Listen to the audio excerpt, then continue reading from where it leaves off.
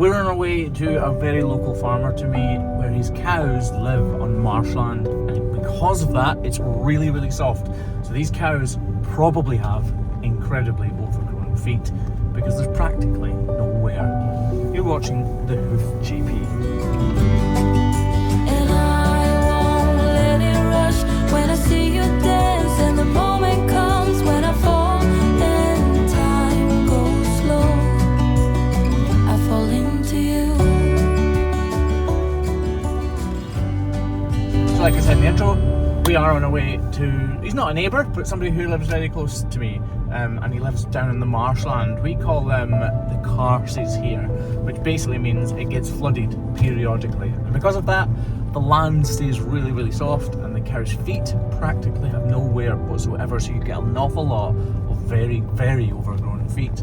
But it's not like you can just intercept them every month and trim them every month, because that would be completely unviable.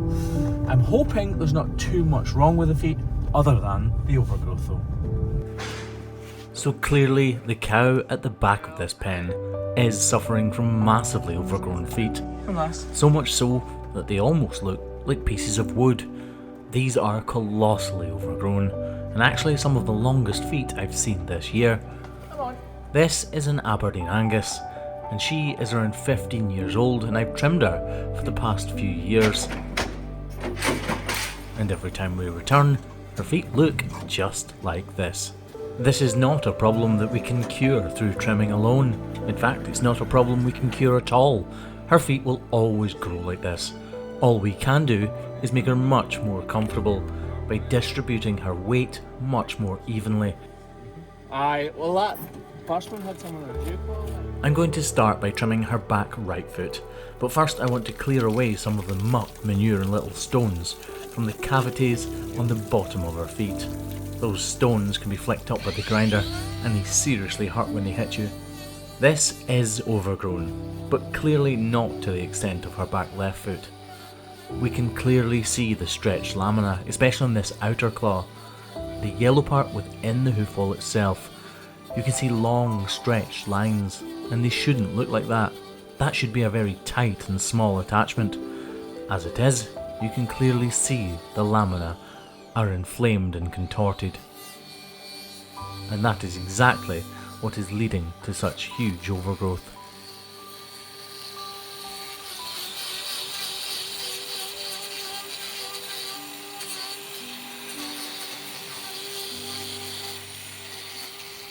I work my way around both of her claws with the grinder, constantly reanalysing her foot with every swipe of the blade.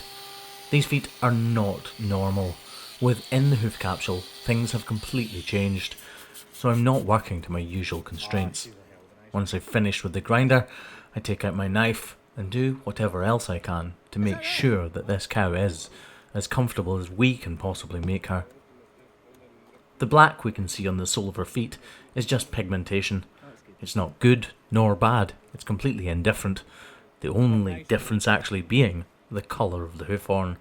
Just like her body, cow's feet also have pigmentation.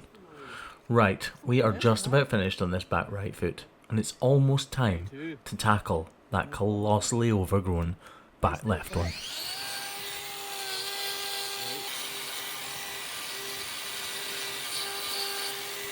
I felt I could remove a little more hoof horn from this outer claw and balance up the inner one a little better, so that's exactly what I did with the grinder.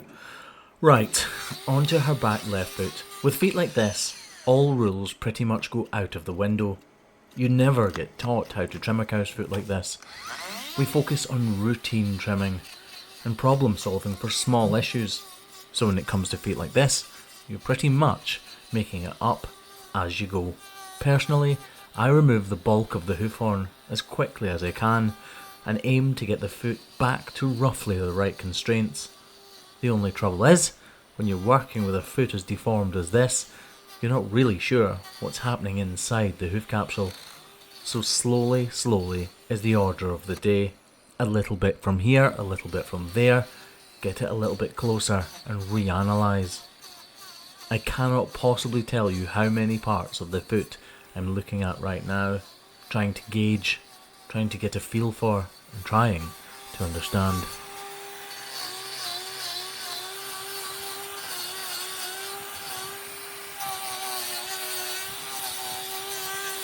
On the outer claw, she has a small area of bruising, that small red spot, and I'm worried that there's a sole ulcer underneath it. That would mean if I need to block that claw, it would be almost impossible. Clearly the far away one, the one I'm working on right now, is the one with the major issue, and it's likely I'll have to block it. But that will be almost impossible if this claw has anything wrong with it. Oh, maybe more. It's not in fantastic shape, but it does look sound enough for me to be able to apply a block if I need to. I have the benefit of hindsight, of knowing how this trim will end up, and believe you me, this foot is going to look nothing like it does right now. This one surprises even me.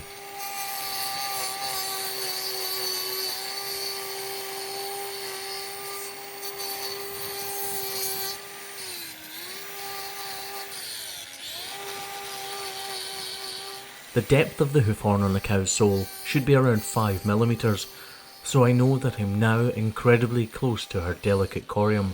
If I go too far, I'll make her bleed. It will cause her a huge amount of pain and will open her up to infection. So I'm very cautious. I keep coming back to it and going away. I'll be honest, I'm very nervous that I make a mistake and go too far.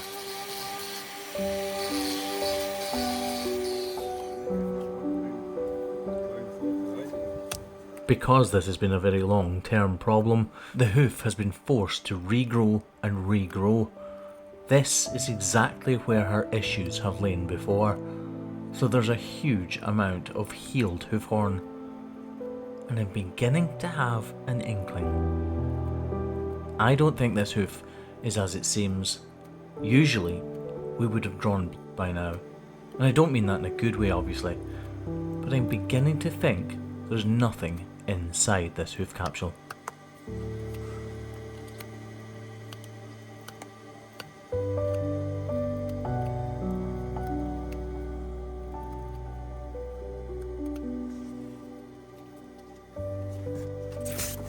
I don't think so, do you? I hold my breath, grab the grinder, and decide to risk it.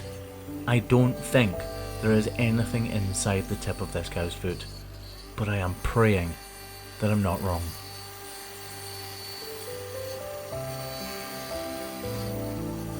I hold the grinder at an angle so I can constantly see the tip of her toe. I can analyse it, I can see if any tiny spots of red start to seep through, and I crouch down on the ground to get an even better look. These grinders are incredibly vicious.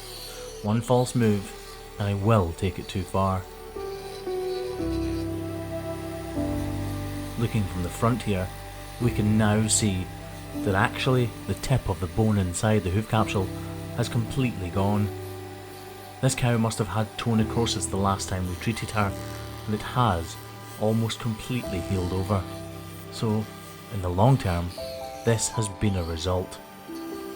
For her, clearly this is uncomfortable, but it must be far more comfortable than it once was. That entire foot would have been rotten to the core at one point.